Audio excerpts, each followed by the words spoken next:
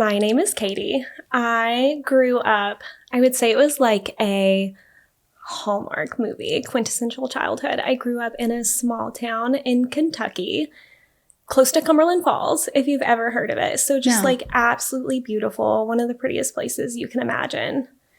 And I had just like your idyllic childhood initially. I grew up 2 cousins close in age, and we played together, and it was just a little dream that you would imagine starting out. Whenever I got older, I started school, and I actually started school in Tennessee, but we lived right across the border, so it was like the border line of Kentucky and Tennessee, so nothing seemed crazy or abnormal at the time. I started school, and it was picture perfect. I went to Caravel Elementary School, and I feel like it was the most nostalgic 90s childhood school experience. I genuinely love school. But as I got older, I guess kids are just innocent, like innocent adolescents. And as I got older, I was raised by educators. So being at school, being in the school system was very normal part of my life. And I would say around the age of 10, it was actually parent-teacher conferences that kind of started like little pings in my mind. But I would look around and I would just kind of assess. Your parents are so much younger than mine. So like I'm looking at my peers and my best friends, and their parents are half the age of mine. And I'm like,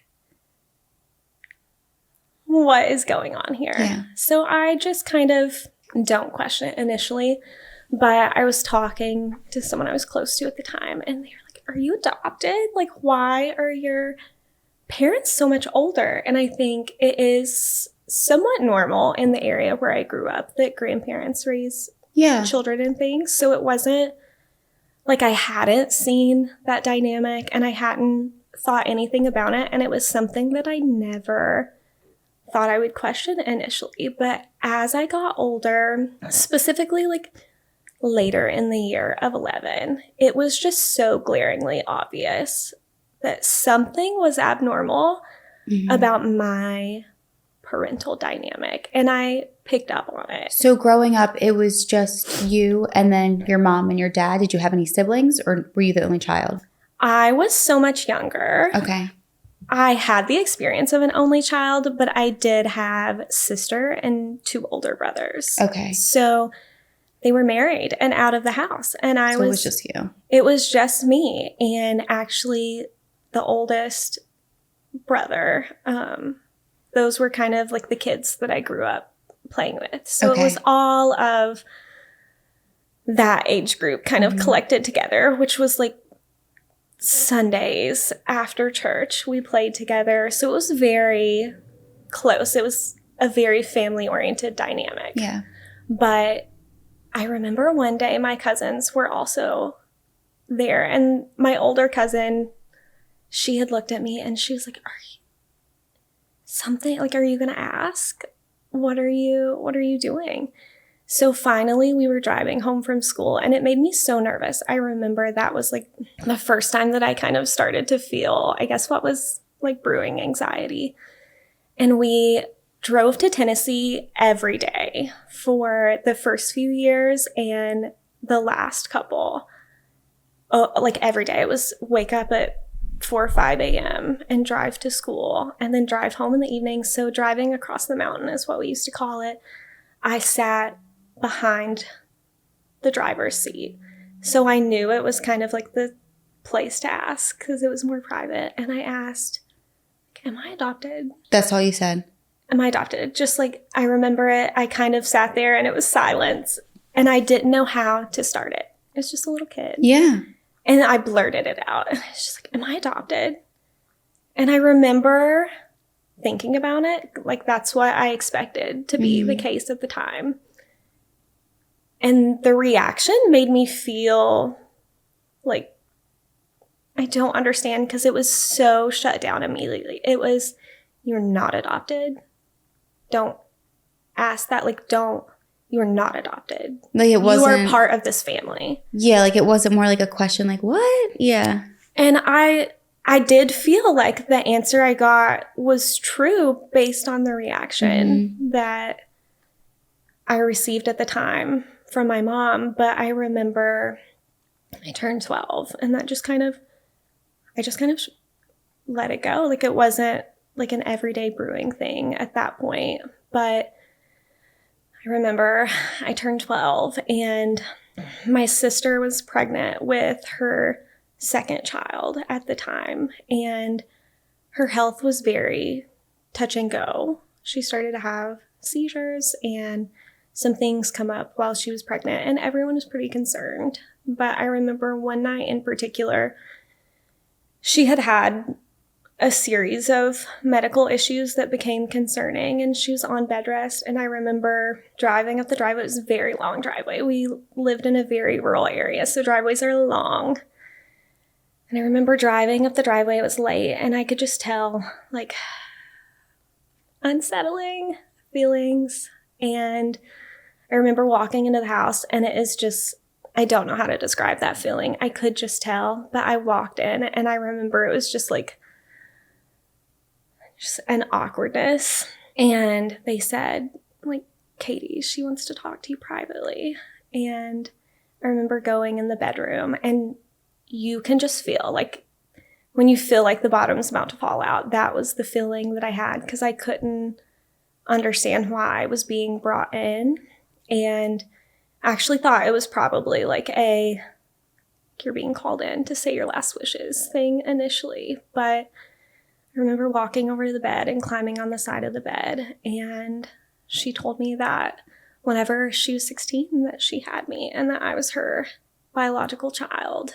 And my family had agreed to raise me as her sister, and they never planned to tell me.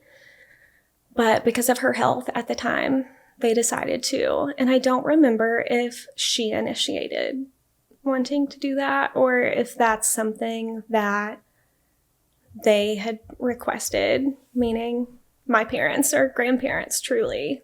And I had no idea at the time. So I asked immediately. I remember that was the first moment that I felt like physical anxiety. And it was like the words in my mouth were gone. Like I had no words. I couldn't really speak. And I just said, am I going to have to live here now? Like, is that my first reaction was like, is all of this changing and I'm going to have to move right now? Like I thought that in that moment, that was going to be the shift that was taking place. I didn't initially understand the grounds of why she was telling me or why it was happening at that moment. But after finding out and her health improving after that, I remember I had called, I believe it was my aunt first. One day I was there at the house with her, and she asked if I wanted to tell her. And I said yes. And I remember saying, like, she's my mom. I found out that she's my mom.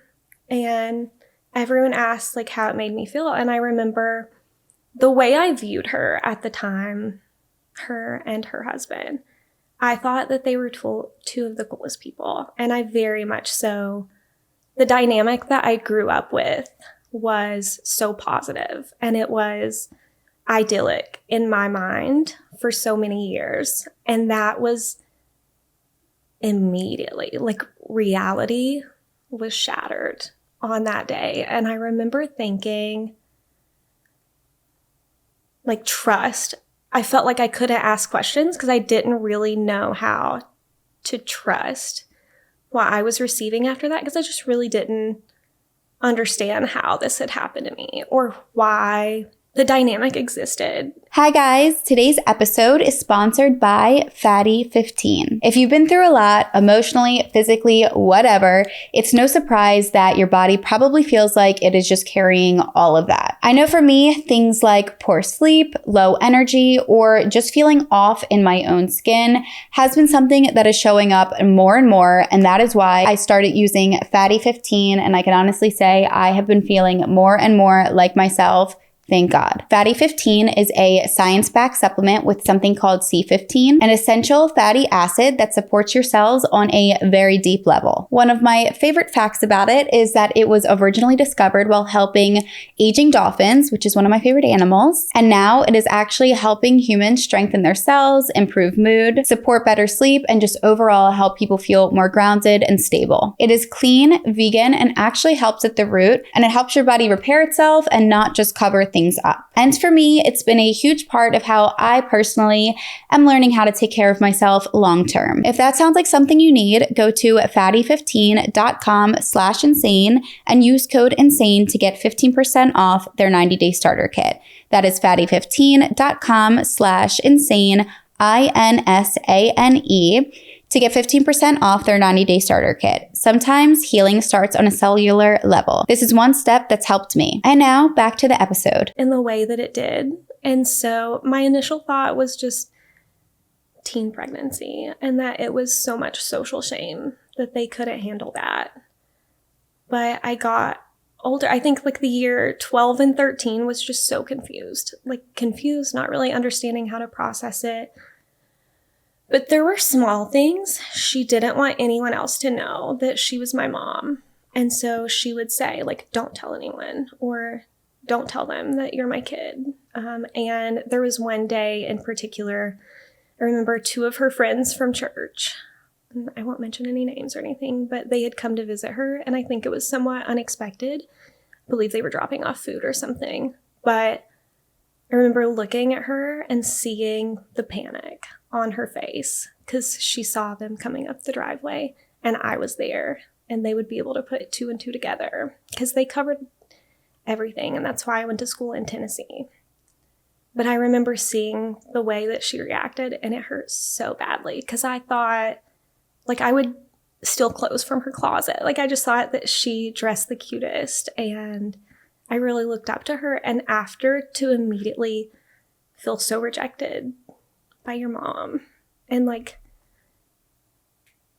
children, like their mom is idolized. And even though I hadn't been raised as a maternal figure, in my mind, that shift was going to happen. Like, that was the reason that she told me, obviously, because if she didn't want to admit it or act like the truth was the truth, why tell me? Mm-hmm. But after that, I remember, I guess, just kind of processing the initial stages of it. And one day someone said to me, like, well, who's your dad? Like, why don't you see your dad? Like, was he a bad person? What is... Now, was that something that you asked after she had told you that she was your mom? Or did you just not even bring that up yet? I think it was the level at which I processed it. At first, I didn't ask. I didn't think of it. Right, because you were still so young. And in my mind, she had only been married to the man that she was with at the time. And that, like, I grew up with him. Did you have any thoughts that he might be your dad? That was exactly what I thought initially. Okay. Like, obviously, they've been together. They got married. I was in the wedding. And my mind was like, obviously, that's the only person she has been with that I've ever seen her with. She was just 16. So it's just like the shame of teen pregnancy that caused this. Yeah. That was my initial thought. And I remember like getting older and stepping back. They're children. So all of my siblings on her side do have the same father. So the man that she was always married to when I was little, they're all between her and this man. They are copy, paste, copy, paste, copy, paste. And you look at me and I just look like a foreign body in the family. And it was like we had a family photo on the mantle as a kid, and looking at it and seeing me, you're just like you look different. And so that was exactly my initial thought. And I remember being asked that. And being asked is the first thing that prompted my mind to be like, oh, I don't think that's the case. Mm-hmm. And I remember the night that she told me, he insisted on staying in the room. And he sat in and listened. And I had no questions. I hadn't really at 12. Like, how do you really process that? And so I think it was 14. I was 14 at the time that I asked, and I did ask, but that was the start of like the trauma and the tumultuous family dynamic, because I did realize that I didn't know. And when I asked, I assumed like it's so likely that this was just like a high school accident, that this was just, so common. Like, it happens. It's actually not that serious. But I just assumed that it was high school. It was probably a dynamic that he just didn't want to deal with, didn't want to be involved with at the time. And so I asked, and it was, again, like the reaction that I got, I was like, I don't understand actually why the reaction was that way. And we had an attic growing up, and it was the place that all the kids loved to play. That was our little hangout. You had to kind of crawl through a tiny little door to get up there. So it was exclusively for the kids. No adults were getting on there. It's hot in the summer and cold in the winter. But that was the space that everyone wrote their like middle school, high school crushes. Like, everything up there was like little insults between brother and sister or little things. And I remember sitting up there, and I finally started talking to my friends at the time. And I'm so grateful for the friends in like every stage of life who has carried me through processing this, because they essentially are like the glue that held it together. But I remember asking them, and they were like, get the yearbook out. We signed those. Like, she probably, if the ceiling says this stuff, get the yearbook out, because you'll probably find all her high school stuff in there. And I was like, that's great advice, actually. I'm going to. And so I went through every high school yearbook that I could find from the school that she went to at the time. And I couldn't really find information, but I did find a list of like the boyfriends that had been pinpointed through history. And I looked into it, and I wasn't sure, but I would look at their faces, and I was kind of like trying to see a resemblance. And I remember I had 2 friends at the time that were pretty close with my family. And I was probably 15 or 16. I think when I started asking more questions and feeling really upset about not knowing, I think not knowing really bothered me. I feel like I handle things well, just being provided information. And I think feeling like that information being kept from me was like, reality is not real for me anymore, because that's also, your family is like supposed to be your safest place. That's supposed to be the place where you're the safest. And that was always true physically, but emotionally, not at all for me. And especially now, like, I am a mother and an adult, and I can't actually process how they were led to make the decisions that they did. And I think grandparents and biological mom collectively at different points. But I remember asking anyone, like, I just got to a point where I didn't care, and I was kind of at the point, my family felt like they didn't know what to do with me, and I was very outspoken, and I think that my personality was just stubborn, and I couldn't really accept not knowing as an answer. Quick question for you. Absolutely. So after your biological mom told you that she was your mom, did your dynamics change between you and your grandparents that raised you as your parents? Like, did you act differently towards them in a way that, like, just because of finding this out and essentially having a bomb dropped on you? Yeah, I didn't initially, but it was also, they went for being my parents to me knowing you're not. And I think raising you is different. Even though they had provided for me, like, yes, they filled the role of that. Like, yes, they did go through the actions of raising me, but emotionally and mentally, it separates immediately. It was like someone built a concrete wall and put it up. And so It did. It completely separated connection, I guess. Like it. Do you think that made them upset at all? Oh, I'm sure. Like it was, I know there are different layers to that at points in the way that they loved me. Like I was like the little gift that the world offered from this situation to them. And I think that there was no level of processing that for them. And so I think they had good intentions at lots of points and still really did the wrong thing. And after that, it was just hard because you still need parents at 14, especially at 14. Like those years are so sensitive. But it was always really hard even before I knew that with the age. Like I constantly would feel like just normal things. I would be ashamed to talk to mine because it's so different. Like if you're being raised by your grandparents, their experience of living life and growing up is so different than what yours will be. Even like me growing up and my kids growing up now, I'm like, this is so different. Yeah, there's a big disconnect.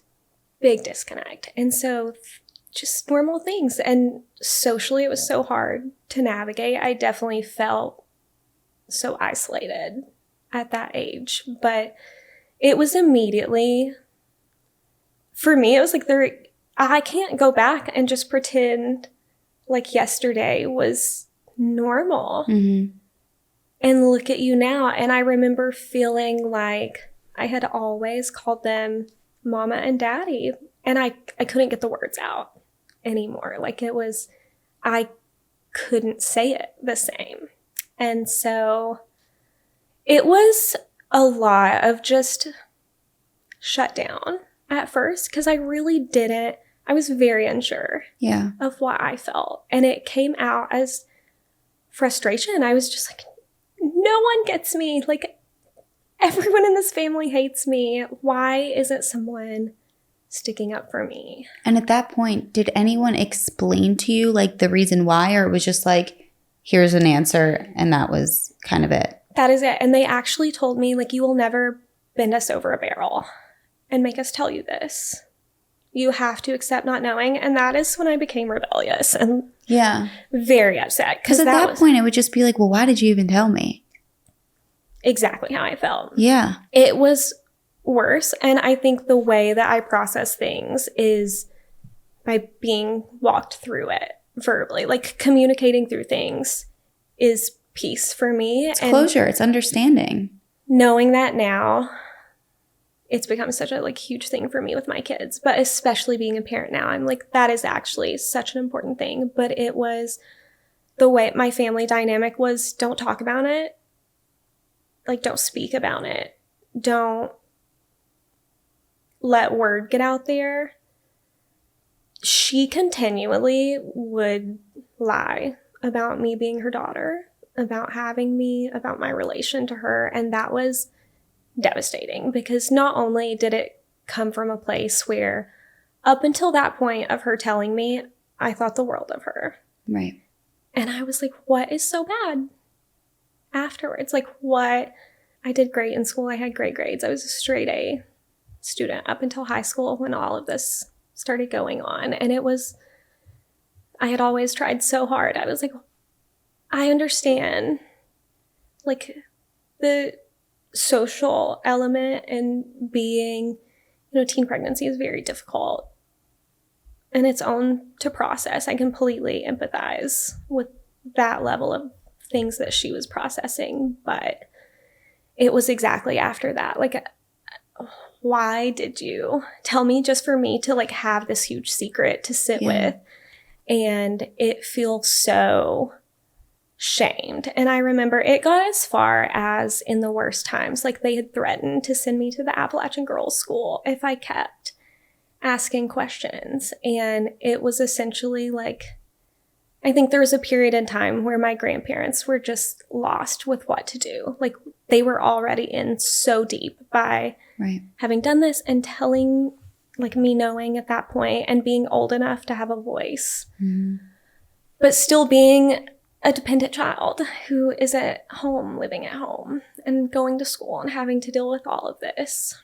And I feel like it definitely hurt more to see your, I'm going to say mom, sister, but Yeah. I feel like it probably hurt a lot more seeing her raise other kids, because then it's like, now that you know this information, I think it, even though obviously there's, the time difference and whatever, now she's at a different place in her life, to tell somebody that, you would hope that in some way, at least the dynamics, if they were going to change, it would be more love.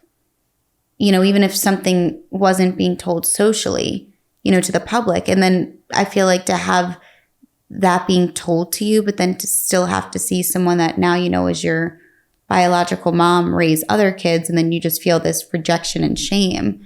I feel like that only causes more hurt and trauma. I don't even have great words to register what that felt like. Yeah. And one of the biggest struggles that still, on August 15th this year, she will post my little sister's birthday and say, "The one who made me mama." She posts it every year and has always said that. And after telling me, and I don't understand it. I remember when they were having my little sister, and there was a little rocking chair in the room. And they were like, "You can sit in this. It's going to be so exciting to have this little baby." And I was so excited. And of course, I didn't know she was my little sister at the time. I was just excited to have a baby around. And I remember feeling so excited. And I genuinely felt like positive things were going to come after initially. And I just started to process more and realize we're going in the opposite direction of that. And that was actually, that specific element was the first thing to push me over the edge of emotionally, I have to know more, because my little sister went to school, but it was I remember hearing no one can know. My little siblings didn't know, and they weren't told initially, which little brother was just a baby. He was a little newborn infant, so there wasn't much telling him. But even as he got older, it was a secret kept from them as well. And my little sister found out from a teacher at school. And so for me, at that age, I was just what is wrong? What is so bad that you can't just admit it now? I do exist, and we're here, and it doesn't take a rocket scientist to figure out what happened here. But I didn't understand it, and I still don't. And that was the point of, I was maybe the dad element is actually why all of this is so much weirder for me. And it hurtful to a degree that I can't. I survived those years because of my friends and their moms. And so I have many thanks to go to my friends and their moms at that time. But I asked one friend specifically, her mom at the time, I think I was 16, because I believe that I was driving myself at this point. I think that I had just gotten my license. But I remember asking, and finally, everyone around me was like, "You definitely deserve to know who your dad is. We can't actually believe your family hasn't told you." And they said at the time, "We believe it's this man." There was rumor at the time that all of this happened, because when I say small town, everyone knows everyone. So your friends' moms grew up with your mom, so that's why they had an idea of who your dad might be. Yes. Okay. And pretty much, if you went, there are 3 schools to go to in this area, pretty much everyone, but especially anyone in the county school system.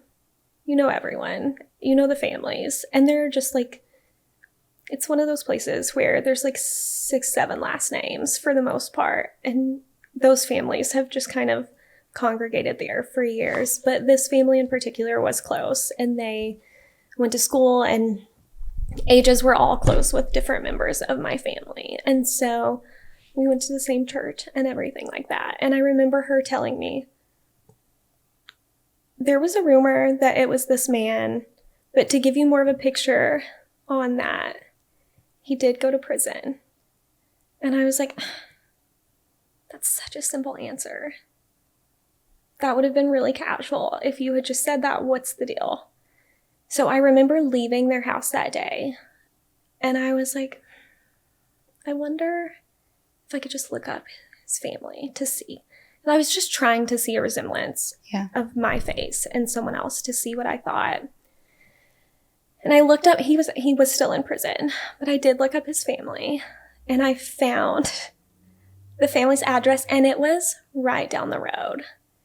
And I remember sitting there, and at that point, I felt like I just had nothing to lose. And I remember just driving to their house and knocking on the door. That is literally like a movie. And I was like, hi. You don't know why I'm here. And I remember, like, now thinking about it, I'm like, oh, you really just dropped in on someone like that. But I did, and I just wanted to know. But I remember sitting down, and they had heard it, and they had just kind of like not engaged. And this was his parents? This was the man who had been rumored to possibly have been my dad. This was his parents. Okay. So his parents' house, but family all lived kind of close there. Okay. His mom is the one that opened the door, and they brought me in to the kitchen table, and we sat down and talked. And I remember just feeling like, I just don't think this is it. But I accept it. Like, I accept that answer because it's the only information that I have right now. And they talked me through like what they had heard and the rumors that had just floated around at the time. And I remember, I think I asked, like, can I speak to him? And he did call me from prison. But I felt zero connection. And I couldn't decipher that. But it did. Naturally, I knew that it would. But word did get around to my family. And I remember being told, like, you need to let it go. You need to leave it alone. But 100%, we will tell you and confirm for you that he's not your father, but we will agree to pay for a DNA test for you to know that for sure if you would like. So they did offer to pay for a DNA test with that family, but I immediately believed it, even though, like, I could just tell. Well, it's funny because from you telling your story up until this point, it's very obvious you have a very strong intuition. Like, I feel like just from a young age, it's just, you just knew. And I don't know how to explain that. Right. Like, you're just very in tune with your intuition. I think it really can just be as simple as that. I also think that there's some level of, like, anxiety that, like, hones you in on that. So I had just, I was analyzing everything, like, people's emotions. Like, but I think, too, you have to be a certain level of aware of these things. And that's not a bad thing. I mean, in ways, like the anxiety part, that sucks. But not many people can pick up on all of these things. And I think that it's pretty incredible that you're able to do that, especially being, all this happening so young to you. And I think that so much of that, honestly, is maybe I was privileged in the area of listening to myself, because that was like the constant voice that I had to listen to was myself at that point. So I think I practiced a lot listening to myself and trying to really, like, sit with it for a second and pick where you go with that. But I remember immediately, kind of after talking to him and talking to his family and seeing faces, just feeling like that was an empty connection. And it didn't bother me, but we did stay in contact for like a year after that. And it just kind of dwindled out. But things got very mentally dark for me. And I actually, when I turned 16, it was almost unbearable. And I just, at that age, you need someone in your corner. And I can empathize a lot with her at, like, being a scared 16-year-old who's going through a lot. But I think more than that, it makes me understand more how much you need a supportive family. at that moment, because I think that there's almost this, like, yes, a hateful teenager or like a moody teenager is such a stereotype, but I think there's such a sensitive spot for those years, and I think they're so developmentally impactful for you, and I think that is such a sensitive time for relationships developing. And for me, the level of now I know that it's abandonment issues, but the level of worry that I would experience with just like, are my friends gonna stop liking me suddenly one day, or is this like a high school boyfriend not liking me because of something that I'm doing? I felt like I was never enough at that point in my life, and that I could not find an area to be enough in. And I tried really hard to find that and didn't at that point in my life. And so mentally, it was very dark. And that was really the start of like the mental health struggle for me. And the days were dark at that point. And I did not handle it well. I didn't really know how to navigate it. And that was, I did ask for therapy. And I remember being taken. And I remember sitting across from the therapist and watching her eyes change when I said this. And at that point, I was just like, yeah, you know, like my family raised me with my sister. And then suddenly one day told me she was my mom. And then suddenly was like, hey, you don't know who your dad is. And you're never going to know. And now I feel like this. And I hadn't really, my body protected me because I hadn't really processed it fully at that point, and can you at 16 with an undeveloped frontal lobe. Well, I think the issue is, you know, just from an outside perspective looking in, it just seems like she had this, I don't want to say near death, but almost this health scare, and thought to herself, now might be the time. But I don't think that sometimes people think things through. And sometimes, you know, especially at that age, because that, like you said, it is such a crucial age to have support and have love and have family. And telling you at that age and then not having anything change, but then also not giving you all of the answers, what other result do you expect to happen? You know, it's like that is almost the most normal way for things to go, because to drop a bomb and flip someone's life upside down and then be told, oh, but we can only tell you this. We can't tell you the whole rest of it, or why, or who your dad is.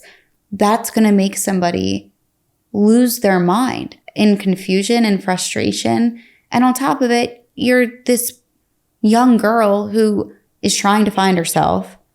And in a way, I feel like that sets you forward, but it also sets you back because you have so many questions. Oh, I grew up in the key phrase of my life from like 13 to 18 is just, you are so wise beyond your years. Like, you were just so strong and independent and capable. And I was like, I don't want to be.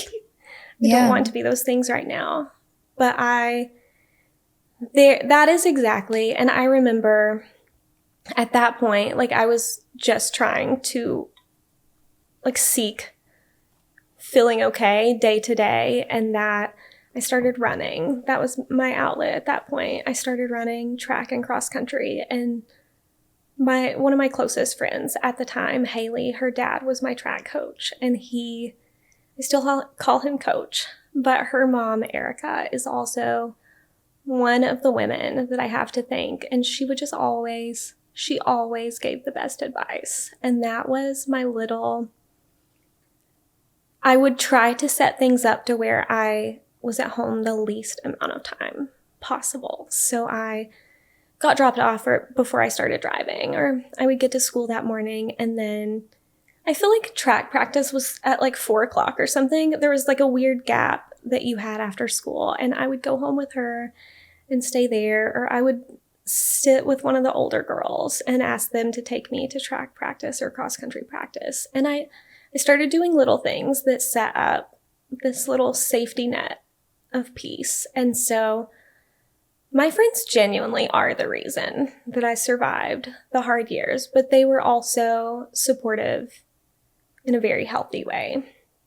And at 16, that was really, I was just kind of like, I don't know what to do, but I know I can't do this anymore. And then 17 was kind of the peak, but I was very privileged and fortunate that the college in my hometown offered, I think it was called like dual credit classes at the time. So I was able to be enrolled in high school and college at the time. And that with like a couple AP courses counted for more credits. And so I was able to do an online program and graduate early, which I did. And then after that, I remember feeling like home was so tumultuous because it was at that point that they were like, if we can't manage it. And I started talking more openly in the community. And I was just like, I remember being like, this is emotionally not okay. Like, this is emotionally abusive. And that word was like, no. Never say that. Like, don't. But it got really hard to manage anything day to day and relationships. And it was like a sadness I couldn't explain to see people have that relationship with their mom. And I felt extreme, like envy and jealousy in a sad way anytime I would see that. And like I would see a friend go through like a high school breakup and they're receiving support from like a mom who's been there, and that I knew that was unobtainable for me. And it was also like going from having parents to not. And it was like a cease to exist in that way. So it was almost like mourning these roles that were still like the people who filled that role in my life were still alive. But it was such a difficult dynamic to process. And I didn't know how to do it. But I remember just feeling like if I am going to survive, I just know I have to leave here. And I think that I'm 17 at this point, but I remember my boyfriend at the time, I told him, and he always encouraged me to like think through things in a healthy way, but he was like, you should just move out here. And he was in the Air Force at the time, stationed in Las Vegas. And I was like, what do I got to lose? I have nothing to stay here for. Why would I not? And he was like, you can just hang out for a second and regroup your life. But he was so nice. I did go out to visit before, and that was a whole crazy other story. But I remember just being like, I'm not meant to stay here. And if I want to feel okay, like I know that I just have to like go out in the world by myself and figure that out. And so I had no expectation for anything at that point, but I did move out. I booked the very first flight on my 18th birthday. The soonest available was 2 a.m. So I turned 18 at 12:01. I went to a T-Pain concert at the only 18 and up club I could get into at the time. And my cousin and one of my best friends at the time, we went and we danced and we went to the airport and we cried. And I took my dog and just what I could carry and I moved away. And that was like, I remember leaving and just, I'll probably cry, but it's a normal. I remember leaving and just looking out the window and being like, I feel like people are supposed to be devastated, but I feel like I have like just sadness lingering. So I'm watching all the little lights and I'm like, it's just me. And so I got there and everything did get better. It was absolutely the right choice for me. And I got in therapy. That was like the first thing I did. People turn 18 and they're like, I'm going out in the world. And I was like, I'm going to therapy on my own. And so we got there and my focus was just one, like, girl, you need to be in therapy all the time. processing it and like trying to navigate how to do that. But I started having really serious health issues at the time also. And it seemed like my body would always respond to the emotional, tumultuous side of this. Mm-hmm. And I would be in the hospital for days. And I remember I was hospitalized a few times. But one of the last times that I was hospitalized, one of the ER doctors that came in asked if I had this specific test run, an ANA test. And he came back. And I remember he just like smacked some papers down and he was like, "You've been suffering all these years. You have a lupus." And I was diagnosed with lupus at the time. And so that kind of shifted the way I had been thinking about life. And, you know, kids came up. We knew we wanted to have kids, but I got pregnant with our daughter at the time. And I knew that I didn't want to have kids to just like fix this problem in my life, but I knew that whenever I was ready, that I could erase the hurt in their life. Like they would never experience what I had. And so I was very much so looking forward to being able to experience that. And I think there's some sort of therapeutic feeling in being able to provide your kids with what you didn't have. 1,000%. And that for me, I was like, I don't care if we have a legacy to give you one day, but you will have an emotionally healthy and safe childhood. And that was the number one goal. But I remember when I was pregnant with my daughter, everyone felt like, you know, like they were missing this huge thing in my life. And it was genuine initially that they wanted to know and come back in because I had cut my family off. So when you left and you moved, did they all try to contact you and be like, "Where'd you go?" No one reached out. My grandparents, I did still talk to my grandparents. Okay. Mostly my grandma. And you just told them, "I just need to get away." I told her, I remember saying like, no matter what, like, you know me and you know I'm leaving. And so like I can disappear forever or we can try. And I had told her that like I would rather not lose everyone. And so we stayed in contact and she and I would talk. But I had told her, you know, like, you do have to respect that like my mother and I are not talking, my biological mom. Yeah. And my life is to remain private from her at the time. But my aunt, who I'm named after. That's your biological mom's sister. So great aunt, actually. It is my grandfather's sister. Got it. Okay. But on my mom's side, yes. Okay. So she's an angel, for one. Like, she is just one of the best people that I know. But she was always a huge source of, like, a healthy family member in my life. And she would call and check on me, and she was just always, they never had kids, and she loved having that dynamic. So they were retired when I was little, and so they took me to Dollywood, and we just always had the best times. So we had a very close relationship. But I remember her telling me that it was always hard, and she kind of knew how to read the room and like what to tell you that wouldn't hurt too much or make you sad, but enough so you knew, like, people do care about you. But I remember her telling me my biological mom's husband at the time would ask about me and would ask if I was okay. And I thought the world of him. Like, he was a very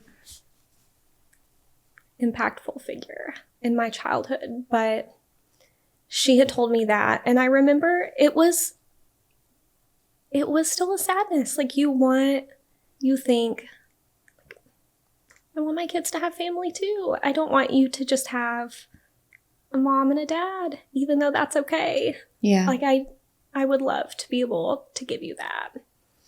And so we did reconnect. But I remember sitting at work that day, pregnant. And I remember, like, texting the words. Maybe not the exact version, but I was like, I don't want. I had her number blocked, but they got a new phone service. So she got a new number and had sent a message and had said, like, we're going to drive to Vegas to talk in person if you don't answer.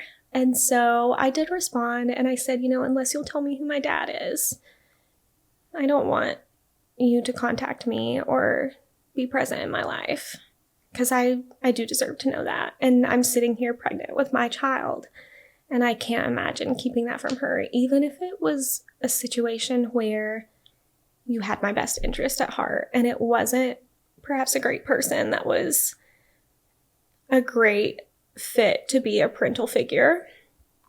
But she did tell me, and she sent a screenshot of his Facebook profile, and I remember looking at it that day. And I looked at it, and I was like, this just looks like a nice man with a nice family. But I saw his face, and it was like me. And was it anyone that you had found in any of the yearbooks? Yes. I had looked at his name before, and there was actually 2 with the same first name. And I had thought, because his name was all over the attic, and that's just, I knew it was there somewhere. But yes, I had found his name, and I had found a picture of him in the yearbook that I mean, he was a kid at that time. But I remember looking at the picture, and at the time, it was still their wedding pictures. He was married to this woman, and she was beautiful. And they just looked like they had a picture-perfect little family also. And I could see that I had siblings. And I just felt like, well, I don't want to ruin anyone else's life with this. Because I know, like, as soon as I say this to you, I can never unsay it. You can never unknow it. And I don't really know what the situation is, because looking him up, he was like 10 minutes down the road. It was in Vegas or in where I grew up in Kentucky. And when your mom told you who he was, did she tell you he has no idea? She just told you his name? Just told me his name. And I developed like an anxiety and like an inability to ask questions to a certain degree. Okay. So that wasn't my response to go back and forth and communicate about it. Like, that was enough because you've been wondering for so long. And I think that the way that I experienced it, I was forced to find so much information on my own. I was like, I can just find this out on my own. But I had tried really hard. I did request my birth certificate, and he was unlisted because I thought, like, I remember asking once when I was younger, like, what time was I born? I wanted to know my zodiac information. And I was trying to do an astrology chart. And I was like, I would love to know what time I was born. And I remember asking her, and she said, like, I don't really remember. Like, it was late. Ask Gail. And so that hurt. Like, that was like I was so insignificant. You can't even remember what time I was born. And I've had 2 children now, and that just, no matter the circumstance, I can't imagine that I could make that leave my brain. But that was such a difficult thing, to feel like I didn't really understand or know anything about like my pregnancy or birth, or just small things, I think, that like came back that you process in different layers. And being pregnant with my daughter, I remember thinking, like, was I just like tossed in a bin and like rolled over to the side and like left there to cry? Because they told me when I was a baby that like I just cried and was the most inconsolable baby. And I think that makes me so sad, just as a mom, especially to think from the perspective of a little baby, how that you can go through with that. But I also, after that, like in my pregnancy, I think I had healed to a point at that point where it was this it was such a motivation to protect her from that and to make it the most positive experience that I could. And so it was blissful pregnancy. It was amazing, and I couldn't wait. I remember finding out she was a little girl, and that was the best. But I remember saying after that, like, this is mine. Like, this is my time. I won't contact him yet. And we talked after I had my daughter, and it was purely amazing. I was literally like, no one is coming into this environment and ruining it. We wanted to have kids somewhat close together. My kids have an almost 2-year age gap. And so I got pregnant with my son and was just like, this is the phase of my life that I'm in. This is mine to enjoy. I'm going to be the most present mom that I can be. I don't feel like this is the time to open up a new layer of a wound to process that. But I remember we lived in Missouri at the time due to the Air Force. So we were in Missouri and we were coming home to visit family. And I was going to see my mom's side of the family at this point. They were always kind of on the rotation. And we went home. My little brother had a game that day. And she'd said some things and was like, well, you know, like, I'll pay for you to go get your hair and lashes done before this. And so I went, and like right before the appointment, I'm sitting there and she had texted me and she said, hey, by the way, you can't tell this girl that I'm your mom. She thinks that you're my little cousin. So if she asks, like, don't say anything or tell her that. And it's like you go back to being a little girl who can't understand.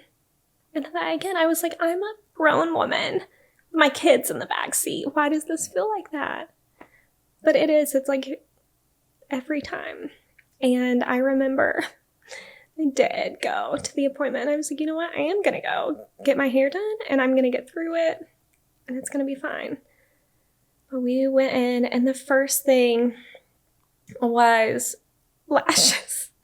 And I don't know if you've ever had a lash extension appointment, but you're taped shut, you know, and laid down. And so we're there, and it just starts like normal small talk, and we're laying down, and she tapes my eyes shut, and I'm ready. And she's like, so how do you know your mom?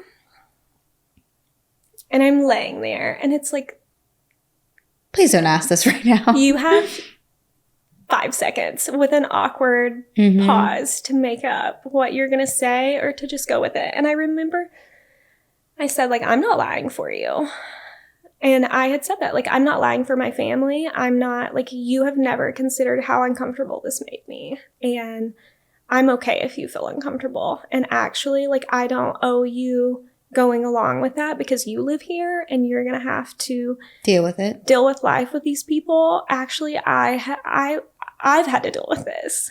And I said, you know, like, actually, she's my biological mom, but that's not really our relationship. Good dynamic. For you. And I remember hearing the nails on the phone. Like, my eyes are taped shut, and I hear like she is texting. And I know that was like bomb dropped. The eyelash lady? Like, you just hear immediately. And it was like bing, bing, bing, bing, bing. And I'm sure that it was just like, you guys have no idea what I just learned. That's crazy, though. Like, she could have waited. Oh, no, immediately. Like, I am hearing it immediately. And so I am literally just fuming with anxiety. And I remember laying there and feeling like you're just on the table getting a service from someone. And I remember thinking, like, I know she can see my heart beating through the fabric of my shirt. And she was really nice. Like, she wasn't. But I do think that it was this huge secret. And unless you knew my biological mom from, like, high school on, I think that she found peace in kind of having that piece of information shoved away from everyone and no one knowing. And I think that was, from her side, like, people finding out, that was the bottom falling out for her in these situations. Which is interesting to me because a thought that came to my mind is, I think, in my opinion, she was looking at it all from such a negative perspective, because I think in a way, her releasing that probably would have been super healing for her, because there's no shame in, if you really look at it from a whole big picture, if it was approached differently after telling you, there's no shame in any of it. It's okay. Absolutely. And not even that, you like had power in that situation. And we lived in an area, I think it's very realistic to acknowledge that like there are less resources. Teen pregnancy is higher. Like you could have been a voice for a really positive thing. And I think that's why I'm like, I can't understand. Mm-hmm. But some people, And I think that point specifically for me, I was like, what is like unadmittable about me? Why? Like, I'm a mom. I graduated college. I became a mom. Yeah. I've been as good of a mom as I could be to my kids. Like, why can you no longer admit like at what age do we grow out of this? You can't find any reason to admit it or like find a positive reframing at this point. And it was just, it's a rejection that it's heartbreaking again. Can't explain. And that day I left immediately, and it was the most guttural cry to my husband then in the car.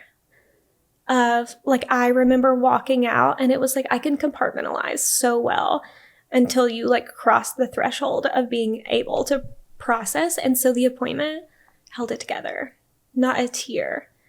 Walking out the door, like my nose was burning as I reached the threshold of the door, and I could feel like the few steps back to the car, like it was coming. And it was like a guttural release cry. And it's like the most physically exhausting cry.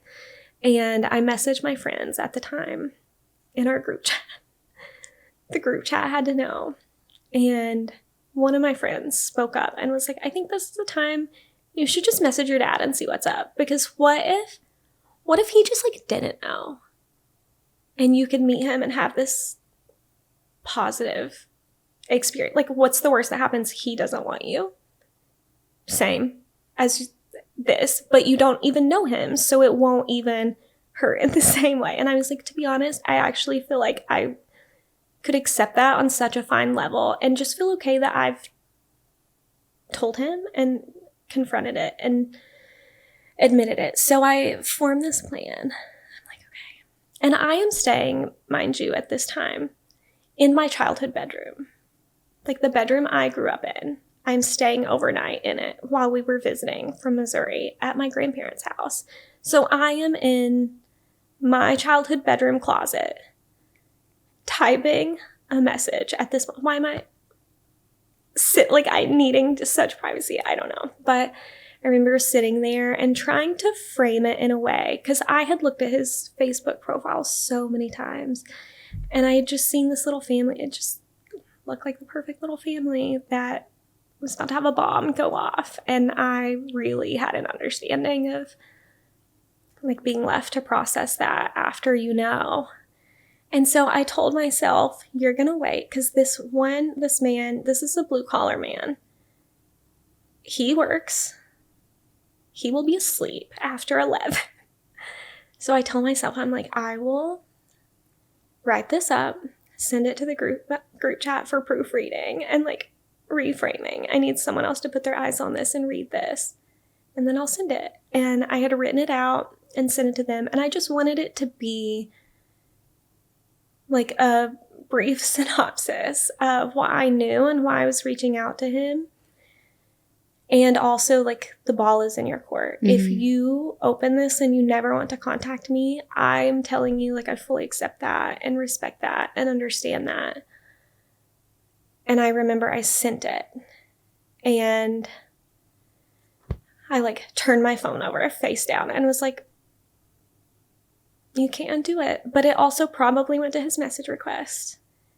He might never even see this, and that will not feel great.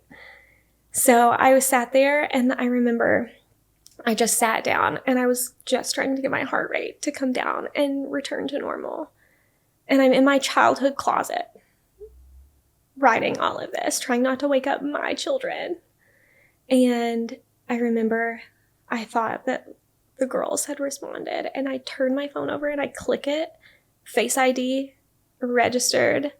It was him. And I had no intention of opening the message right away. But I opened it, like it immediately opened to his response to my message. And I had typed this whole thing out. And I just remember, it's so funny because if you know me, please send me a message before you call me. Don't call me out of the blue. And all he said was like, can I call you? And attached his number. And I was like, anxiety. I was so anxious. That was like. How soon after did he message back after you sent it? Not even 5 minutes. Like it was crazy. I thought it was my friends. Right. I thought it was the response to me saying, okay, I sent it. Yeah. It was him. And I opened it immediately and I was like, so I had planned this. It was a like Friday, Saturday, Sunday. And he responded. And we talked on the phone immediately that night. Like I did call. And we talked for hours. But I learned in that conversation, he did not know. He had no idea. He did know that she was pregnant in high school and that she disappeared and that there was this whole like hiding the thing that went on. But he also, I guess he had actually, after he and I talked, came to our house and like tried to reconnect with her. Wow. And the family was just like, don't be around here, don't. Does she know that he came to the house? Mm-hmm. So they ran him off and basically said, like, don't push this any further.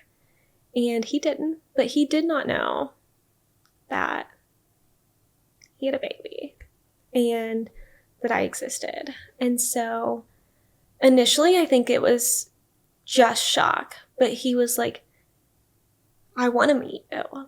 You have 2 brothers and a little sister. I want you to meet them. And before we had ever met in person, he was like, your little sister has a basketball game this weekend if you want to come. Like it is just, I would love to meet you. And so I had asked him, I was so anxious and I did not know how to do this. And I could tell immediately that it was just different. And so it wasn't like, am I meeting this person who might be my dad? I knew that I was. And so I said, can we meet at Cumberland Falls? Which it's beautiful, but it also, I knew that it was one place. There was no cell phone service. And we planned to meet at a little restaurant that was there. And it's so funny because as we were running in, it started raining. My little boy dropped his pacifier, which he was so little at the time. I remember being like, great, my baby's going to cry the entire time. Like I'm just going to have to sit here and nurse baby the entire time I'm meeting my dad to get through and survive this. But immediately, I remember like seeing him in the parking lot and looking at his face and feeling like this is right. But my daughter was just she's a mama's girl and a daddy's girl and a nobody else's girl. And she didn't really go to people. She wasn't just like reach her hands out to anyone. But I remember she looked at him and just reached her arms up to him on that day. And he was holding her. There's pictures we have of the first day we met. And he's just got her. And she just looked like, that's where I'm supposed to be. But initially it was just so positive. Like I remember he said that like as I was walking up to meet him, that I looked so much like his mom. And that he was looking at me just like a face that you haven't actually seen in person before coming at you. And it's your daughter. But for me, it wasn't just like, you have a surprise daughter. I was like, I come with an entire family. Also, you have grandkids. You became a parent of an older daughter. You had no idea. and grandkids in the same day. But he called after and was like, that was not enough time. I know that you live in Missouri, but we would really love to come see you and spend time with you. Can we drive up to spend more time with you? And the first time that he came to visit me in Missouri, I can't tell this without crying, so here we go. Okay. But I remember we had that conversation. We'd met one time in person, and they came to visit us in Missouri. And they showed up with a coffee mug with my dogs on it. And this bag of things that were so personal. And that was like, you've known me for 2 days, and I feel like you see more of me than anyone else had that I have this family history with. And especially like as a mom, it was so much harder to process from a maternal side of things, of how it's possible or how you can have children that you enjoy parenting and one that is like a foreign body to you that you just are so rejectful of. And I know that there's so much trauma surrounding that for her, but it is something that I can't comprehend from going through it. But I remember there was so many layers, but meeting my dad, it was so positive at first, and then it became like the hardest hill to get over, because then it was grief I never expected, because then it was like grieving and processing the loss of what I could have had in a dad. Yeah. And he had another baby like 2 years after I was born. So my brother and I are actually close in age. And that is part of the reason that I went to school in Tennessee, because we would have gone to the same school that they went to. We would have been so close in age. Like there would have been, it's unavoidable. But the funny thing, I guess it's not funny at all actually, but my brother's mother was my biological mom's close friend in high school. And she went and held my brother when he was born, knowing that she had a baby with his father and was sitting there like saying hi to my brother after he was born as a baby with our dad and her close friend, and just got through it and pretended. And there was a time, and I think this is where it like got weird and I started picking up on it, because my cousin was very close friends with my brother, and they played basketball together, and their senior year was together. And so they were always at games together, but she would say things about my little sister on my dad's side, about like, such a beautiful little girl, like you'll just have to bring her up and let her play one day. And my cousin and my brother would go swim at her house before this was ever known. So she just like invited them in, my brother, to like be a part of the family, but like no say in it. And she would talk to them at basketball games without even knowing. And after that's something that we talked about, and my dad was like, I don't even understand how you can do that, or how you could engage with us like that and know that. But there were so many layers. And I found out after she found out that I had contacted my dad and that he knew, and that we were pursuing a relationship with each other, and that there's no going back and stopping it now. She did call my dad, and instead of it being a like apology conversation or an explanation or trying to understand this, and I'm sure that I was protected to a certain degree when I was told, but she was essentially like, these are all the reasons that you won't like her. She has fake boobs. She's basically like everything you wouldn't love in this lifetime. Like, I don't think you should do this or pursue this or get to know her. And I have no specifics on that conversation because she called my dad privately and they talked privately. But I think finding out after that and me being like, you're calling my dad after this to talk about my personal aesthetics. Not a description or explanation of this, not a sorry, I think that she just hoped in any way that we would not pursue a relationship together. And I am, like, you meet me, I'm exactly who I am. I don't sugarcoat myself or my beliefs for my dad or my family.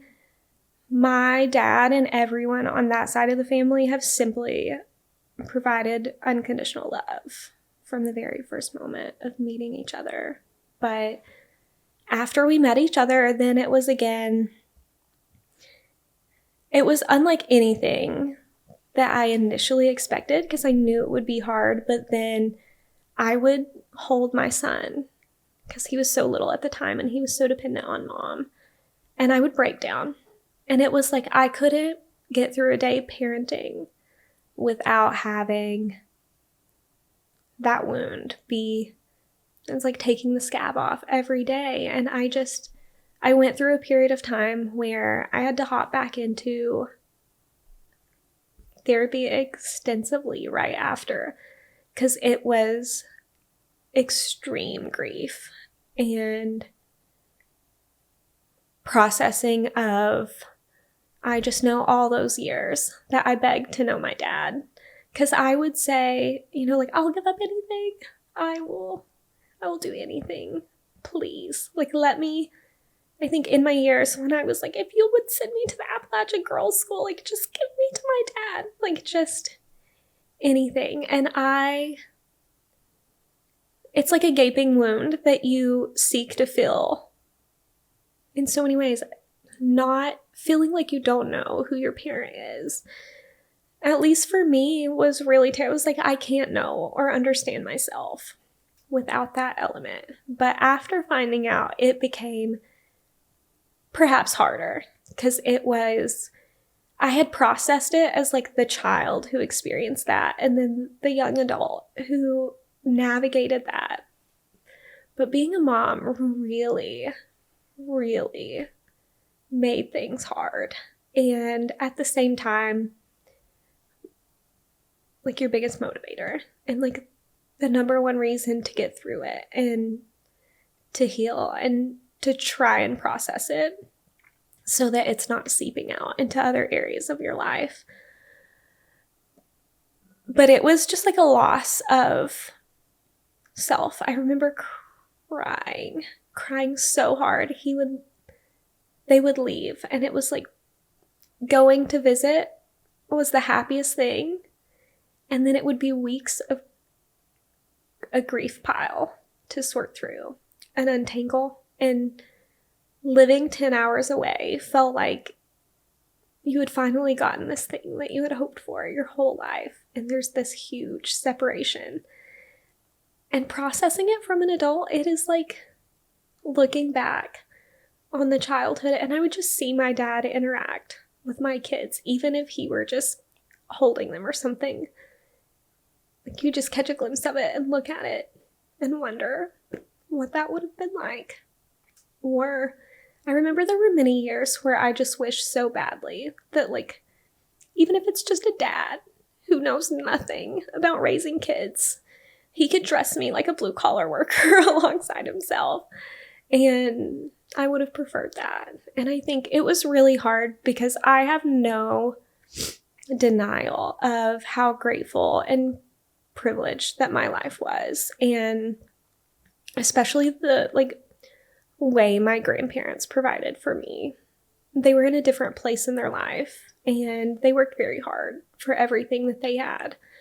But they were also, retired from a previous job and working again. And so my experience of growing up was cushioned and it was softer. And there were small things that I remember she would bring up. And she would just say, there was this often, it wasn't that she was removed from my life either. Like, I was navigating this, and she was very present. They live right down the road, 2 houses down on the right side. So she was always there, and it wasn't that there was relief of the presence or the weirdness that was there. But I remember it was always like little phrases. One that sticks with me that I will never, if someone says the word near my daughter, I lose my mind, because I was called a spoiled brat so regularly growing up. And it was like, I would have an emotional teenage response to this and navigating this. And it would be like, well, you're just a spoiled brat who appreciates nothing that has been done for you. And that was it was really invalidating, because I was like, this is an entirely traumatic thing. We will not be discussing the brand of clothes that I was wearing in high school, because I will acknowledge that I had an amazing life provided for me, and there's absolutely no denying that, but it does not make up for or negate all of the rest. But I remember being called a spoiled brat, or like all of these little things, and it was comparison of like me driving a new car whenever I started driving. And I think for her, it was like the inability to separate her experience from mine. And I'm sure that there was a lot of, like, at that age, wishing that things had gone differently. Like, that was the age where she was forced to deal with this and navigate that. And I have a lot of empathy for that. But in other ways, like, I was a very struggling and sad 16-year-old also. And I could have navigated that. And I think the thought for me was, I was always like, I experienced the same family, and there might have been social shame and disappointment from teenage pregnancy, but what were they going to do but love you after that, like after that had passed? And there was always that realization of, I was raised in the same family that you were.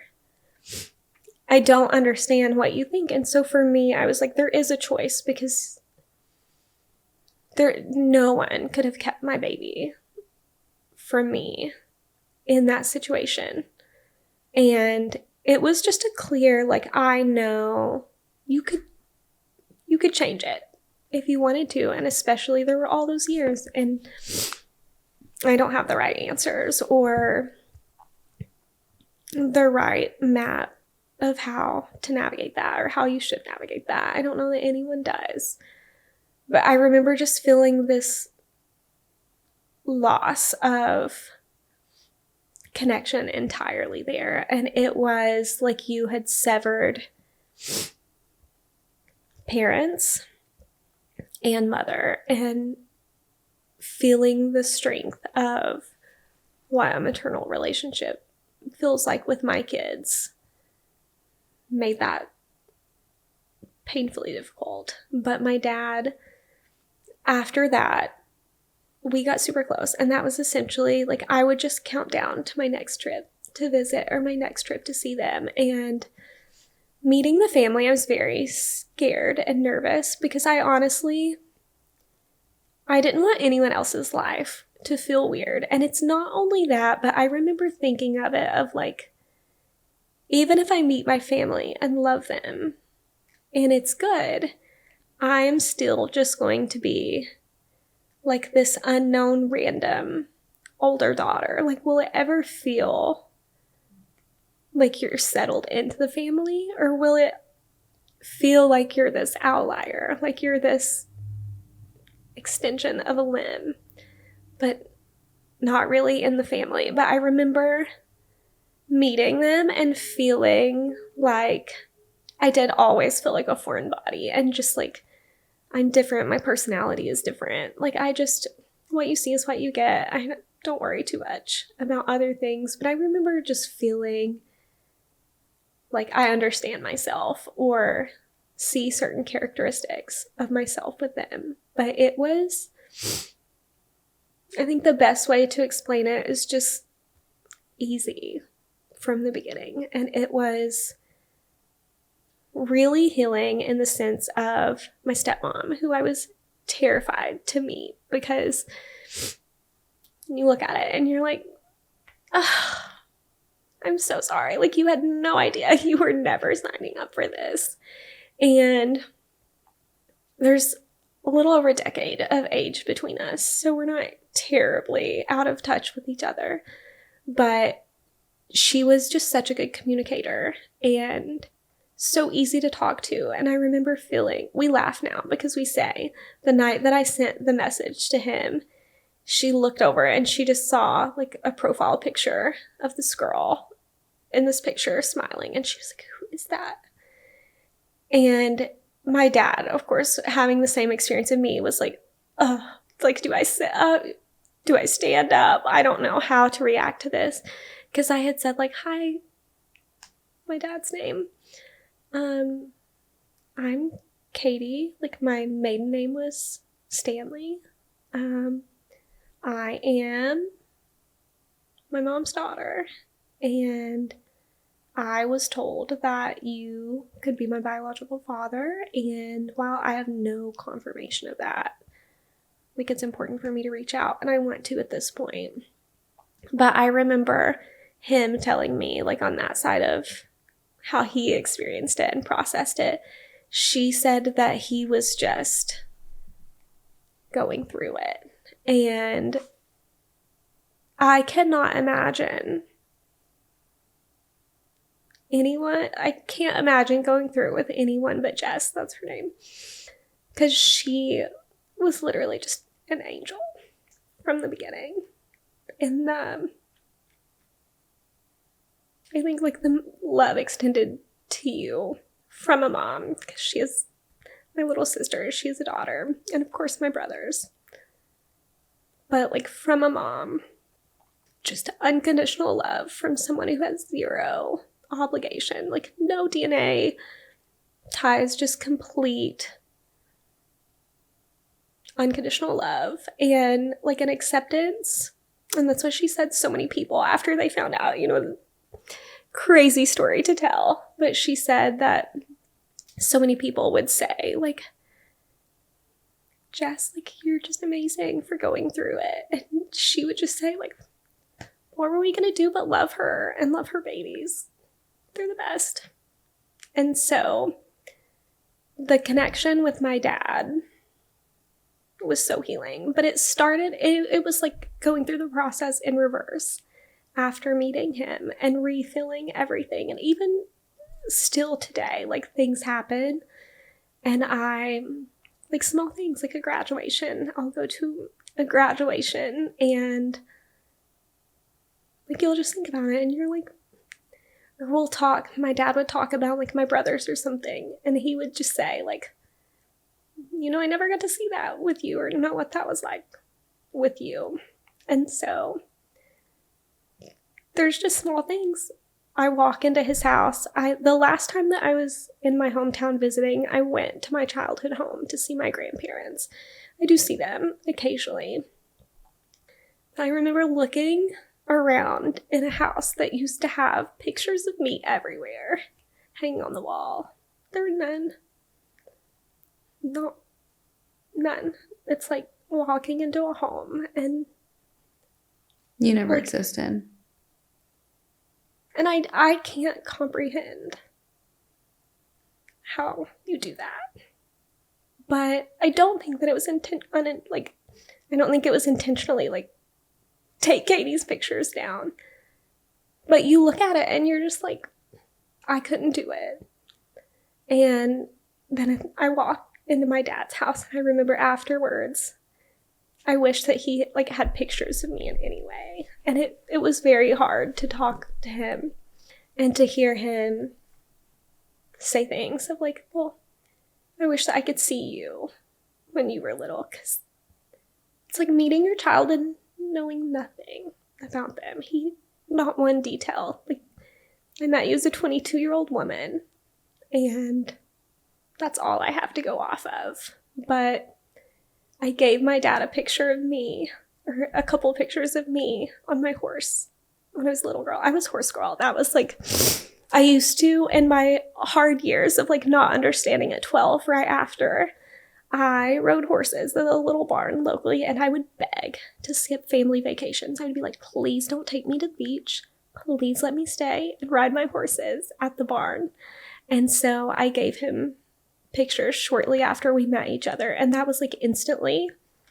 I would walk in and the pictures on the mantle, like this proud display of me, and just like the lack of shame in displaying that. Like, this is my daughter, and I'm so proud and happy to acknowledge that. But I had also gotten him this little thing made shortly after we started our relationship, and it was just immediately put in the middle of the mantle, and it's like a 360, like a completely different experience window. But it still didn't create an immediately positive environment, because my family after that, I was very close with my little sister on my mom's side initially, but it kind of, there was always the perspective shift. Like, I was also never comfortable just saying like what my experience was. I fear that my siblings would never know my story or more details of the story if I hadn't talked about it. And I don't even know if it would be openly talked about ever, especially on that side of the family. But my little sister and I were really, really close. And more so as she got older, we kind of became closer. And that was really nice. But as I got closer to my dad, I think there was almost this frustration of like, well, the family you traded in for your new family. Or like this shift of like the way things were talked about. And it was, like, she pretty much just wrote off the family that raised her. But I don't know how to explain that they held this entire time of my life. And my dad and I missed out on 22 years together. So, like, yes, if I'm taking a weekend trip home, like, he's priority on my list. And the amount of time that I have with him will never be enough. And I definitely try to take as much of it as I can get. But it did lead to my mom and I have a completely estranged relationship. But it did kind of sprinkle further out into the family. And so now it's like, growing up, I had the close-knit family, like the Christmas movies you watch where the family, just like after church on Sundays, they come over to the family house and everyone has dinner. That was the reality for me. And so the switch up from that, I didn't grow up in a close family or a family where that was normal. But now it's like, I feel like when something happens to my grandparents and they're no longer with us, that I will just not exist in that side of the family. And I think that I have become more okay with it. And I think that, like, refocusing and just trying my best to focus on the life that I've built, because that was essentially, like, I had nothing to plan for with my dad, even though it's been better than I could have expected. I had no idea what it would go or where it would go or how that would be received. But it is really hard because it was always so difficult to not be able to explain how hurtful that it was. Because I would have loved to have just had a sibling relationship. That was always really hard because I was raised with an only child dynamic besides seeing kids close in age in the family. But like, I would have loved that. That was definitely like playing baby doll or doing things with them meant a lot. And it was always like, family just changed as we got older and relationships shifted and marriages ended and there was change. But after I moved away, I remember feeling like it's just like your body rejecting something that's inside of it. And that is essentially how I felt. Like I was like this foreign body. I was like the stitch that the surgeon left in after the surgery that was just like trying to wiggle itself out for all those years. And then eventually you do. But it's just like, how do you explain to someone that like, a little kid just wanted a normal experience? And I guess like the communication, I think that alone could have been so different. And it just could have been such a different situation. And it's so hard to see that and to see like this was so simple. This was actually such a simple thing to navigate. And I did ask my grandparents after. I was like, you know, how can you say you love me more than anyone in the world? Because that is like, as a kid, you remember being little and being bounced and like loved on as a toddler. And it's someone that says like, I love you more than anything in the world. I'll protect you. I'll always be there for you. And you were absolutely not in one of the most necessary dynamics. And all you would have had, and they say like, you know, we were so selfish because we knew, if your dad knew, that would have been a whole thing. Like it would have been sharing you, and it would have been this split life and this split dynamic. And he lived right down 10-15 minutes down the road. And I have no ability to really understand that dynamic. But through meeting him, and I think still just you process it when it comes up and you navigate it. But building the relationship with my dad has been like building blocks to look forward to. And it's kind of like Legos. I guess the structure is maybe never finished, but it has been healing. And I think at least to have those relationships, even if they are non-traditional or slightly off the traditional sense, I think that like as the pieces, it's even like my dad will talk to me sometimes, or I think we probably are two people who experience the same kind of, like, I don't know. We have a lot of similarities in how we handle and process things as well. But how do you navigate it other than to talk about it when it comes up and to kind of communicate through it? But there were a few times where I would talk with my dad and I could tell I'm a crier. Like I will crying here today. I'll be crying in 10 years from now when I talk about this, but I would hear him be right on the verge. And it's like to see this man who's just this like old school kind of guy, like just a like rough around the edges, blue collar guy, to like hear the pain and the like emotion behind it, and to kind of see him through just small things. Like when he's talking, I would catch, he would speak about like watching the kids or something, like my brothers or little sister. And I would just like catch him step sensitively around how he framed that and his words and stuff. And it's amazing. Like I appreciate it so much. But those are small things that are still, I will be having a fine day and something like that will come up. And then it's like, you're just a young girl processing it all again.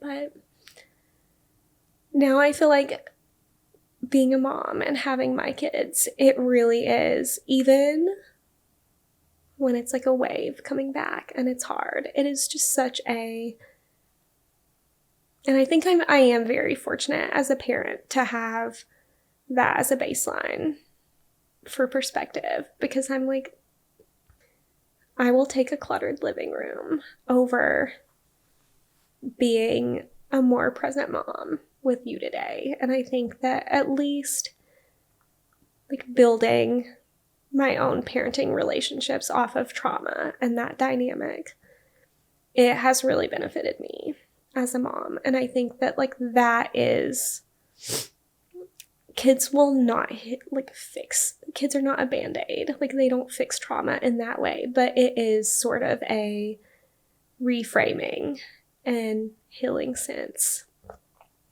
in that way. And my daughter now and my little boy, like they are my motivators. And so for me, I think we just get through it at this point now. Yeah. And I think too, there's so many aspects of your life and story that hold a lot of grief and sadness and this missed time. But it really is such a beautiful full circle ending. And I think that in life, a lot of times, you know, nothing's perfect. But the fact that I think for years, you just felt all that rejection just to feel more love and this welcome that you probably couldn't even have imagined is such an insane experience. And I think for me, like abandonment is like the heart and root of what I feel. I used to have a recurrent nightmare that I was running and I could see like the group I was running to try to catch up to in front of me, and I could never catch them. And it was like they just kept running too far ahead or running too fast and I couldn't keep up. And that was like a recurring nightmare. But I think that like from that side of things in my life, I have been able to appreciate and at least have this frame of vision on unconditional love, because like your family, like that's just such a fundamental part of life. And I think kids or anyone who grows up with a strained family dynamic, no matter what that looks like, always have like that struggle to overcome. But I think for me, it really has allowed me, and it's something that I haven't always appreciated, but now especially, like life is a collection of love in that way. And my friends and my friends' moms, and it was always, I feel like the biggest love in my life has been from the unconditional side, where like you had no obligation to love me or to support me or be there. It goes to show that blood isn't always everything. And for a lot of people, that might be a harsh sentence, but it is the truth. And I think that if we stay in this mindset that we need this because this is our blood family or biological whatever, I think it keeps us in a place that can't always give us what we need. Wholeheartedly. Like life is a collection of people. Mm-hmm. And I think I have just tried to reframe it as that. But genuinely, there was one, like I feel like I had a great mother map of what I did not want to do and what I didn't want my kids to feel. But I remember trying to say like, well, how? Because then most people look back at their grandparents, and that was strained for me as well. So I was like, I can't look back generations and see that in my family or see that in my line. But one of my friends in particular, Mimi, her name is actually Emily, but we've always called her Mimi.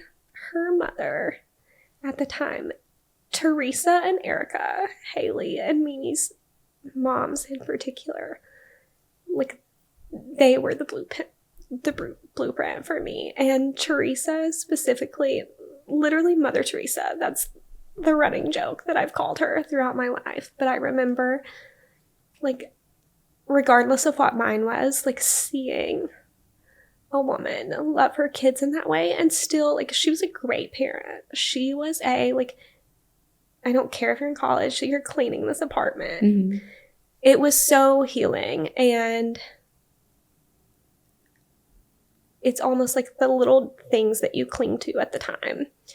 I would like hold on to that of no matter what this relationship was like for me, like I can provide that for my kids because all I have to do is support them and love them and provide them like a healthy emotional dynamic here. And that was the start of being able to see that. And then a step down from that, like their moms, but my friends were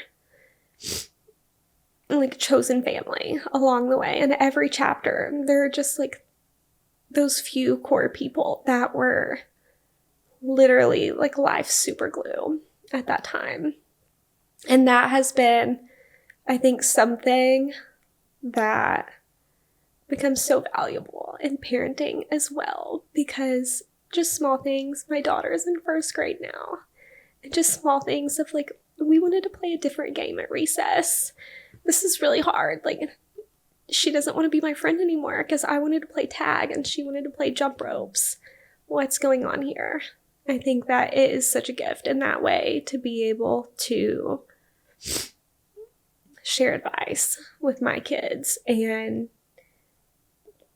to be able to share the value of relationships in life, because it's not, we do have a very unique family dynamic, and they just had promotion ceremony, and it's been layered throughout my life. My daughter actually, part of what led to being completely estranged and no longer investing in that relationship at all was largely my daughter and the impact of that. And it was, I guess it was 2024 Mother's Day.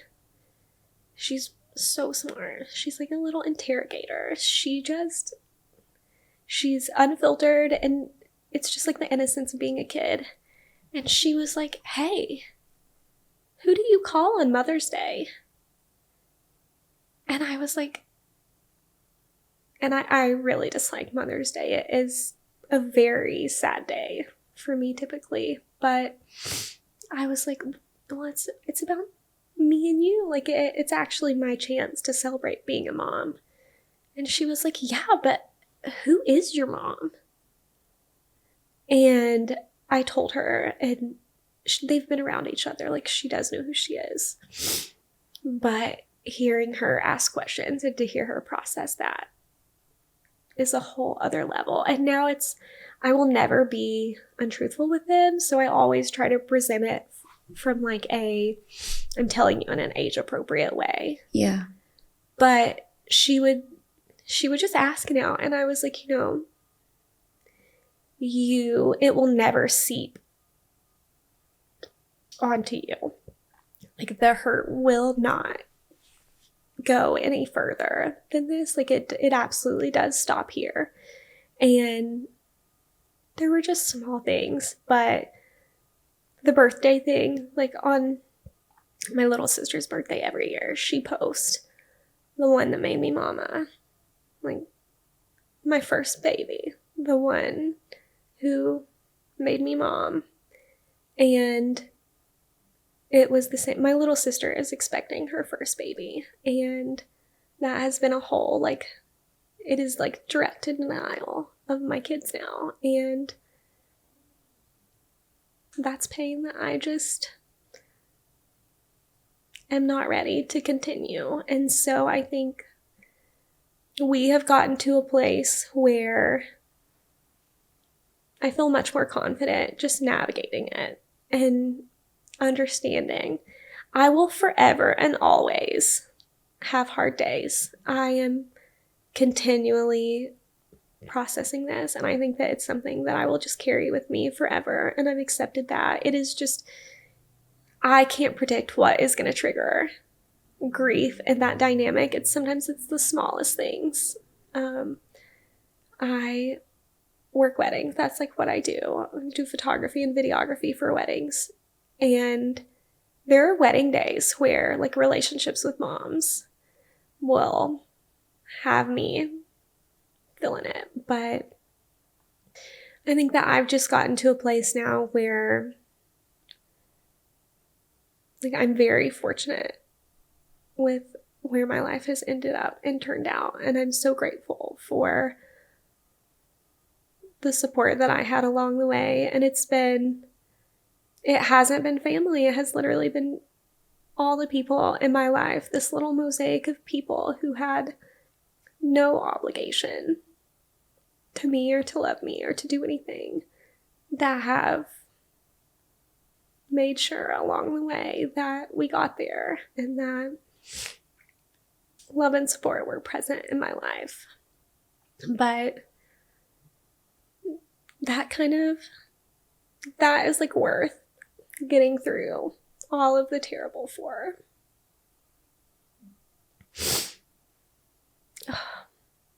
You're incredible. Now I understand why people say, I think you need a movie. I usually tell people they need a book. I think you need a movie. It's crazy. And like, I'll just remember something random one day. And I'm like, oh yeah, as a kid, like so-and-so happened. And people are like, stop. It's so interesting how full circle it really is. And like you said, I think you hit the nail on the head. There's nothing that's going to take away the pain and the hurt and the rejection and the abandonment. Nothing's going to take it away. Of course, over time with therapy, you can heal from it. You can break the cycle, have this amazing, beautiful relationship with your daughter, which is, like you said, it's worth everything. It's okay. But at the end of the day, you still have your younger self living within you, that it's normal, and there's no shame in feeling those sad times and looking back and being like, I wish I had this or that, even though you had great experiences as well. There's nothing wrong with wishing you had more, or the truth at the very least. But I think that how it turned out with your dad is the most beautiful way that it could have gone. And I think that it's really important to see, like I was saying before, how quickly someone can accept and love you that doesn't even know you. Because I think that's what love is. Love isn't the people that are always, given to us by family ties or any of those things. It's just how it really just goes to show it's how people treat you right off the bat. Absolutely. And that, like, coming from that place, I have often said that to, like, friends. Like, how do you say thank you for having no obligation? Right. Your friends, their moms. Yeah. And it just, and I think in a way, like we just said, it doesn't take away anything that you felt or still feel from your own experience. But I think that it gives you so many different perspectives and allows you to teach that and show that to others and your kids and everyone around you. And it's almost like you become this anchor of understanding and learning in a different way. And it's like, yeah, you'll never understand why. It really doesn't make sense. But all you can do is feel sad for those people that I think, to me, like I was saying before, it's almost like, in a way, I think a lot of people make things harder on themselves when it doesn't need to be. I think in any experience in life, something could be turned into something healing and therapeutic. But not everybody has that level of understanding and wisdom and so many other characteristics to see it that way. And all you can do is feel for them, And we can't expect everyone to be like us or everyone to view things like we do. But, I mean, this is really an incredible story. That is how I feel at this point. Like, there's so many learning experiences in it. And I think that you have the opportunity when you have been through something like that. Like, people, you hear the stories all the time. People go through the most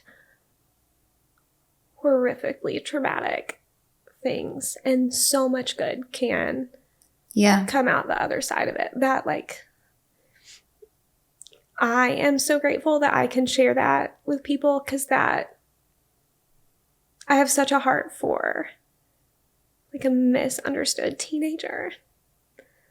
Because I think so often, like, the emotions present in your teenage years, like, you are so much older and so much more capable. And I see it with my kids now, and I like processing it from that lens and that side of things. I was talking to my kids recently, and I brought up to their dad, I was like, they are just intellectual little beings. Like, they have real conversations and they navigate it in such a way. But you get to this point, and I remember feeling that way, of there is a level of teenage readiness. Like, they are ready, like, to be acting as young adults in some ways.